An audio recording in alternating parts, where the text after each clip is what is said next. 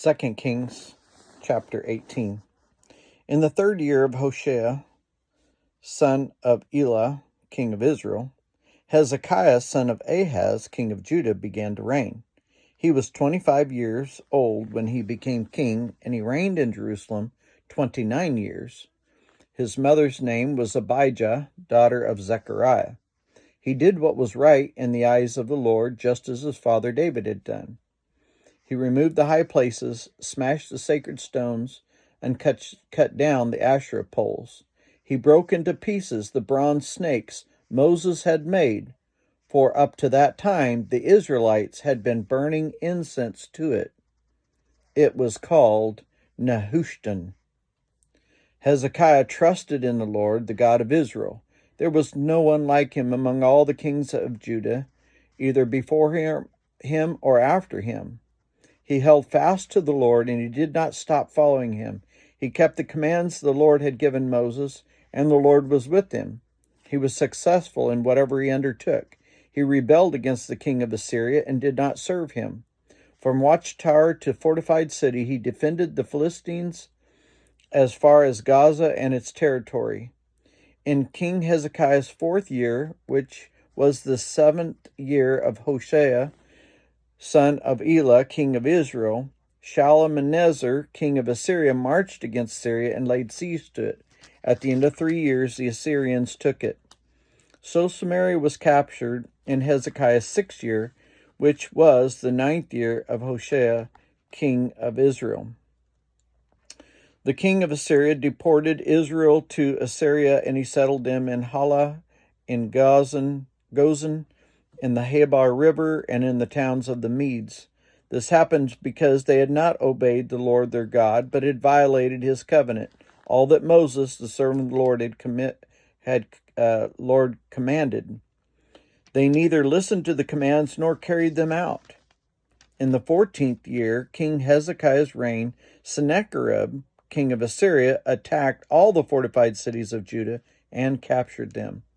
So Hezekiah, king of Judah, sent this message to the king of Assyria at Lachish: I have done wrong. Withdraw from me, and I will pay whatever you demand of me.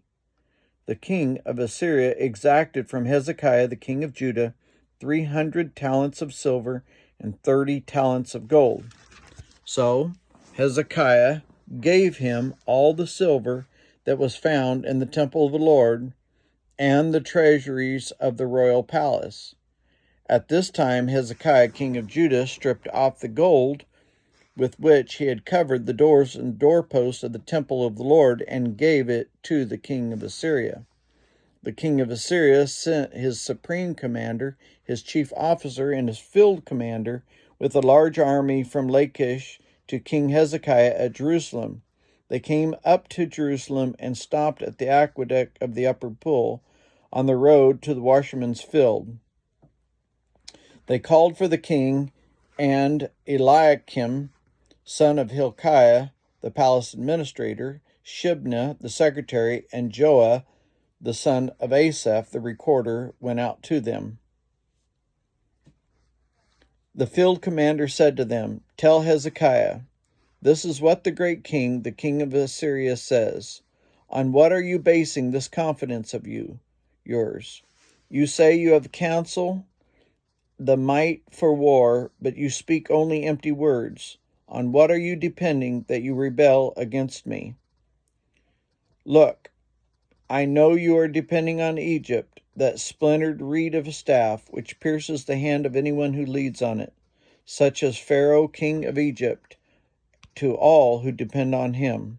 But if you say to me, we are depending on the Lord our God, isn't he the one whose high places and altars Hezekiah removed, saying to Judah and Jerusalem, You must worship before this altar in Jerusalem?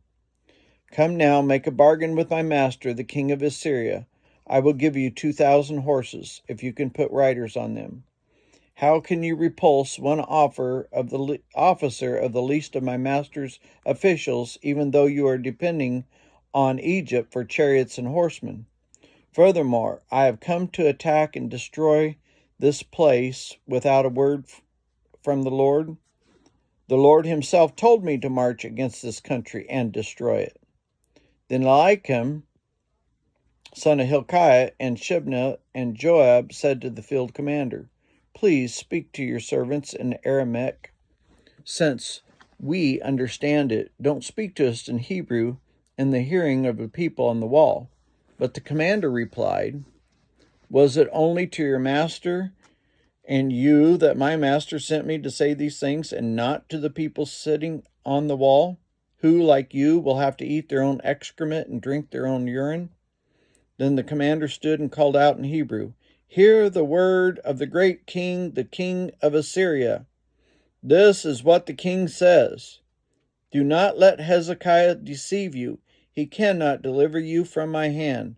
Do not let Hezekiah persuade you to trust in the Lord when he says, 'The Lord will surely deliver us. This city will not be given into the hand of the king of Assyria.'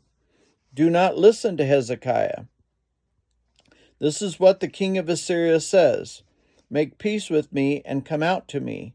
Then each of you will eat the fruit of your own vine and fig tree and drink water from your own cistern, until I come and take you all to a land like your own, a land of grain and new wine, a land of bread and vineyards, a land of olive trees and honey. Choose life and not death.